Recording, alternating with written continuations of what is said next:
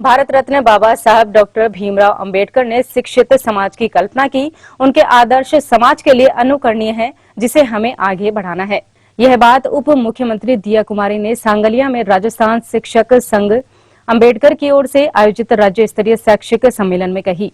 उप मुख्यमंत्री ने उद्घाटन सत्र को संबोधित किया। इस दौरान उन्होंने कहा, यह उनके सौभाग्य की बात है कि उन्हें बाबा खीमादास जी कॉलेज प्रांगण सांगलिया में आने और ओमदास जी महाराज से आशीर्वाद लेने का अवसर मिला।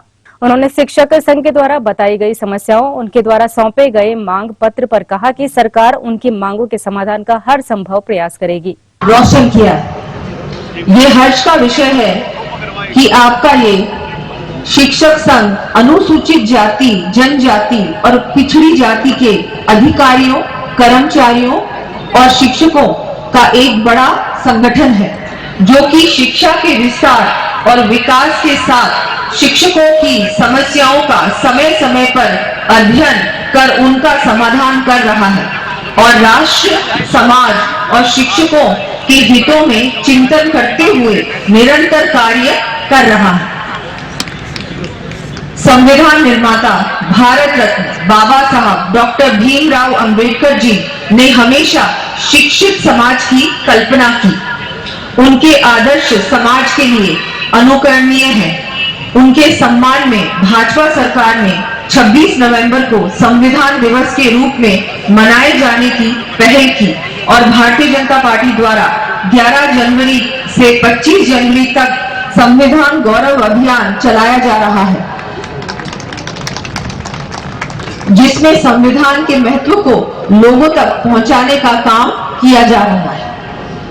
शिक्षित समाज सशक्त राष्ट्र का आधार है। शिक्षक का कार्य शिष्य को शिखर तक ले जाना होता है। हमारी भारतीय संस्कृति में गुरु को त्रिदेवों के समान माना गया है और गुरु शिष्य परंपरा हमारे इतिहास का एक महत्वपूर्ण भाग है, जिसे आपका संगठन निभा रहा है। मैं संगठन का फिर से बहुत बहुत आभार व्यक्त करती हूँ।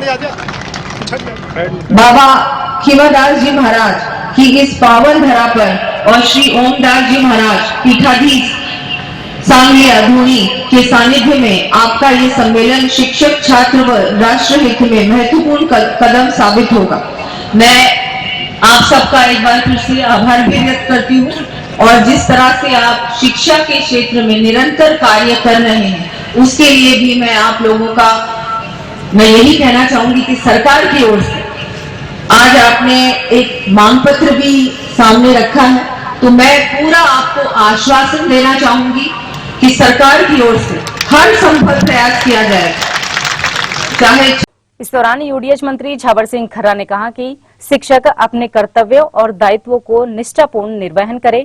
सम्मेलन के माध्यम से शैक्षणिक गुणवत्ता में सुधार करने के लिए क्या प्रयास किए जाने चाहिए, इसके बारे में सकारात्मक रूप से विचार विमर्श करके हमें सुझाव दें, ताकि सरकार के स्तर पर उस पर मंथन किया जाकर सकारात्मक निर्णय लिया जा सके। उन्होंने कहा कि नई राष्ट्रीय शिक्षा नीति का कैसे क्रियान्वयन किया जाना चाहिए, इसके लिए शिक्षक संघ सुझाव दे। अंबेडकर द्वारा सांगलिया के इस बाबा खीमादास महाविद्यालय में प्रांतीय सम्मेलन था, जिसमें प्रदेश भर से सभी सम्मानित भारी संख्या में शिक्षक बंधु पधारे हैं। उनसे मैंने अनुरोध किया है कि शैक्षिक गुणवत्ता किस प्रकार बेहतर हो, सम्मेलन में इस पर भी विचार विमर्श कर मंथन कर सकारात्मक सुझाव सरकार को प्रेषित करें।